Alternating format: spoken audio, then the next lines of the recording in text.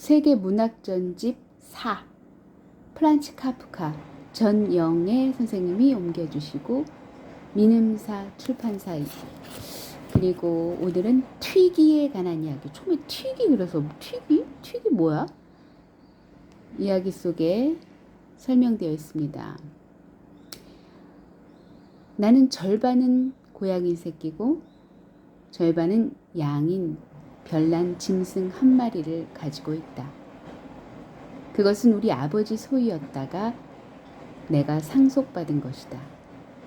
그렇지만 이런 모습이 된 것은 내가 데리고 있던 동안이고 전에는 고양이 새끼보다는 양에 훨씬 가까웠다.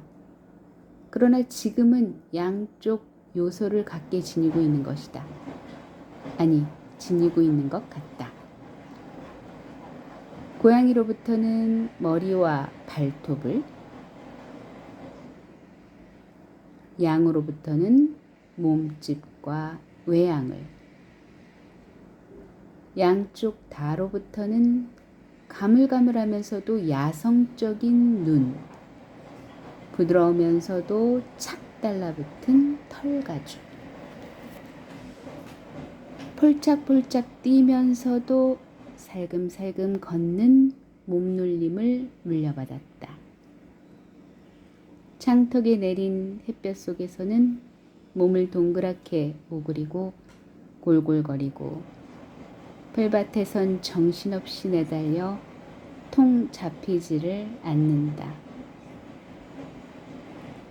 고양이들 앞에서는 도망치고 양들은 공격하려 들지 않는다.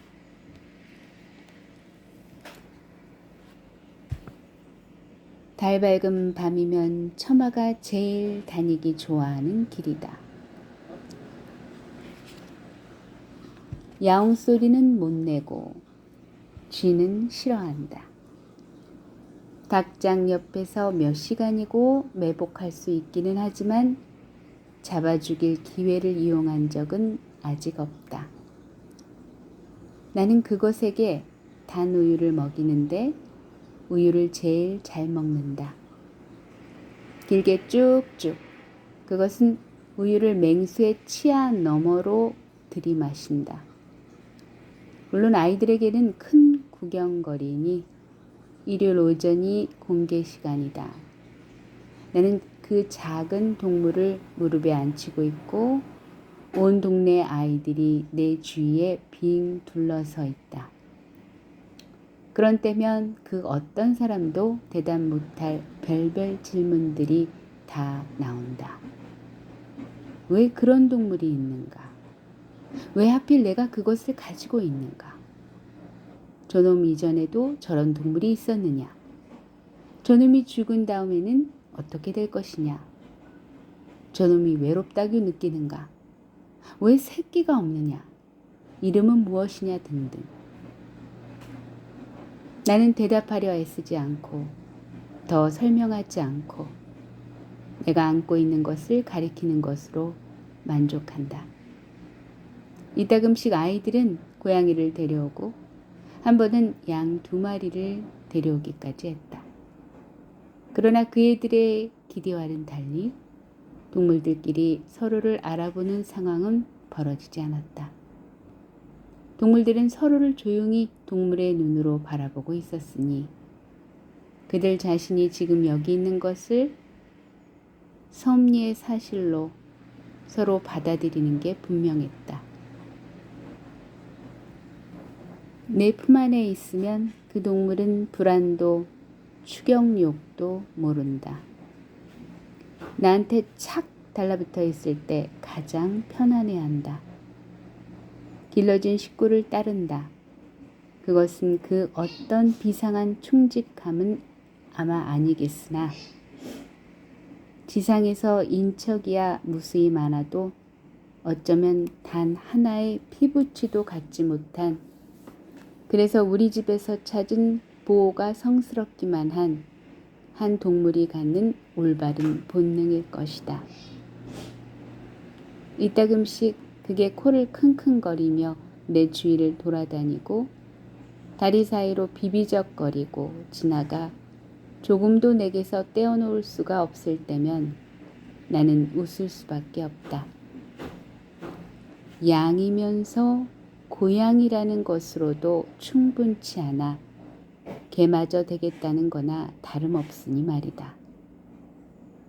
한 번은 내가 누구에게나 그런 일은 있을 수 있듯이 나의 사무 및 그것과 연관된 모든 것에 빠져 헤어날 길을 찾지 못하고 만사를 될 대로 되라고 팽개치고 싶기만 했고, 그런 기분으로 집에 돌아와 그 동물을 무릎에 올려놓은 채 흔들 의자에 누워 있었는데, 그때 우연히 한번 내려다 보았더니 그의 수북한 수염에서 눈물이 뚝뚝 떨어지고 있는 것이었다. 그게 나의 눈물이었을까? 그것의 눈물이었을까? 양의 영혼을 지닌 이 고양이가 인간의 공명심마저도 가졌더란 말인가. 나는 아버지로부터 물려받은 것이 많지 않지만 이 유품만은 훌륭하다. 두 가지 종류의 불안, 고양이의 불안과 양의 불안을 그것은 그 내면에 지니고 있다. 퍽이나 종류가 다른데도 말이다. 그래서 그에게는 자기 살갗이 너무도 갑갑하다. 이따금씩 그것은 내 곁 안락의자로 뛰어올라 앞발을 내 어깨에 대고 버티며 주둥이를 내 귀에다 갖다 대고 난다. 그것은 마치 나에게 무언가 말하기라도 하는 것 같고, 또 실제로 그런 다음에는 몸을 앞으로 숙이고 내 얼굴을 들여다보며 자기가 한 말이 나에게 준 인상을 살폈다. 그의 마음에 들도록 나는 무언가 알아들었다는 듯 고개를 끄덕인다. 그러면 그것은 땅바닥으로 뛰어내려가 춤추듯 깡충깡충 뛰며 돌아다닌다. 어쩌면 이 동물에게는 푸주안의 칼이 구원이리라. 하나, 그 구원을 유품인 그에게 내가 줄 수는 없다. 그러므로 그것은 숨이 저절로 닿을 때까지 기다려야 한다. 제 아무리 이따금씩 분별 있는 행동을 촉구하는 분별 있는 인간의 것 같은 눈으로 물끄러미 나를 쳐다본다 해도, 이게 정말 신기한 게요. 제가 이제 카프카에 관련된 이야기들 여러 교수 내지는 철학자 이런 분들이 하신 말씀들을 이제 귀동냥을 하면서 이 이야기가 특히 이 튀기가 정말 카프카일 수도 있겠다는 생각이 절절절절절절 느껴지는 부분들이 있는 게, 유태인이었지만 유태인일 수 없었던 아버지가 아버지로 받은 그 유품 중에 특히 이 튀기에 나오는 이 문장이 뭐라고 할까요? 자신을 대변하는 느낌이랄까? 변호하는 느낌이랄까? 아버지로부터? 예를 들면 이런 거죠.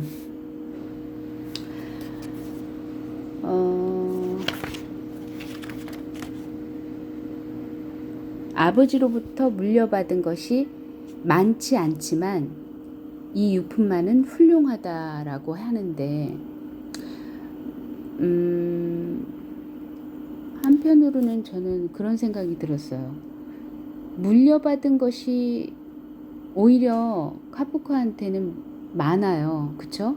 왜냐하면 이제 유태인이고, 그러나 그 유태인임을 굉장히 부끄럽게 여겨서 숨고 싶은, 그러니까 본인이 유태인이지만 유태인을 벌레 취급했던 어떤 그 사회가 요구하는 가치관을 아버지는 충실히 따랐거든요. 그러니까 자기를 이중부정한 거죠. 어떻게 보면 강한 긍정이라고 하지만 그분의 삶이 굉장히 고통스러웠을 것 같아요. 카프카는 적어도 자기 자신을 찾기 위해서, 어떻게 보면 자기 자신을 구원하기 위해서 구원자가 된 것 같거든요. 이 글을 통해서. 아버지로부터 물려받은 것이 많지 않다. 이거 굉장히 반어적인 요법인 것 같아요. 그러니까 물론 실제 아버지는 카프카에게 많은 걸 물려주고 싶었겠죠. 그러나 카프카는 그게 짐이었던 거예요. 그러니까 난 그런 아버지가 원하는 그런 인물은 아니에요. 저는 그냥 글을 쓰는 게 저의 삶의 행복의 목적이에요. 행복이에요. 그 자체가 행복이고 나는 더 이상 바랄 게 없어요. 라고 말을 하지만 아버지는 그거를 절대로 인정하지 않잖아요. 그리고 끊임없이 자식의 그 주변에 있는 사람들을 벌레 취급했고, 그래서 결국에는 변신이라는 그 이야기를 통해서 자기 자신을 아버지를 용서했다라는 표현보다는 끊임없이 자기를 글을 통해서 자기를 드러내고, 그리고 또 때로는 용서도 하고 때로는 연민을 하면서 그렇게 자신을 놓지 않으려고 노력했던 그런 문구인 듯 느껴지는 게, 아버지로부터 물려받은 것이 많지 않지만 이 유품만은 훌륭하다라고 하잖아요. 그러니까 카프카는 어쨌든 유태인인데, 그때 당시에 유태인은 거의 사람이 아니라고, 벌레만도 못한 그런 취급을 받았다고 하잖아요. 그래서 더더욱 이 문구가 왠지 항변하는 느낌? 훌륭하다라고 하잖아요. 그러니까 왜냐면은 이 틱이라는 게 제가 볼 때는 카프카를 얘기하는 것 같아요. 그러니까 이 카프카의 초상화를 보면 정말 그 눈빛이 고양이 눈빛을 닮았잖아요. 근데 왜 하필이면 고양이와 양을 같이 합체시켰을까요? 그러니까 양은 굉장히 그냥 어쨌든 순하잖아요. 그냥 그 섭리를 그냥 받아들이는. 근데 고양이는 약간 뭔가 좀 자기를 고집한다고 해야 되나요? 그럼에도 불구하고 자기 존재를 고집하지만 그 고집을 구걸을 하지 않잖아요. 구걸하지 않고 그냥 자기를 드러내거든요. 근데 제가 볼 때는 이 카프카는 글을 통해서 자기를 드러내면서 삶은 자기가 구차하다고 여겼을 것 같아요. 삶이 너무 구차하고 너무 비루하다고 느꼈지만, 그럼에도 불구하고 그것을 글을 통해서 고양이처럼 그냥 자기 자신이 있는 그대로를 드러내는 작업을 했구나라는 생각이 드네요.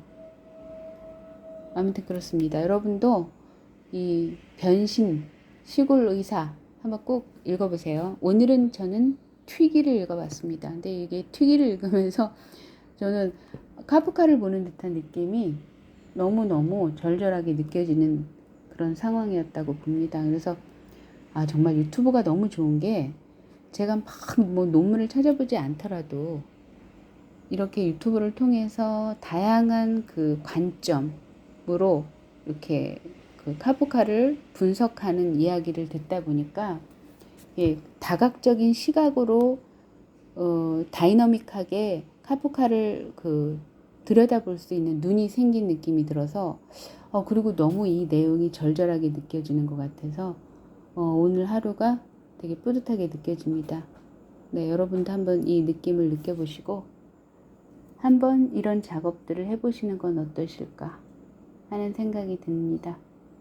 다음에 또 만날 것을 약속하면서 다음에 또 뵙도록 하겠습니다.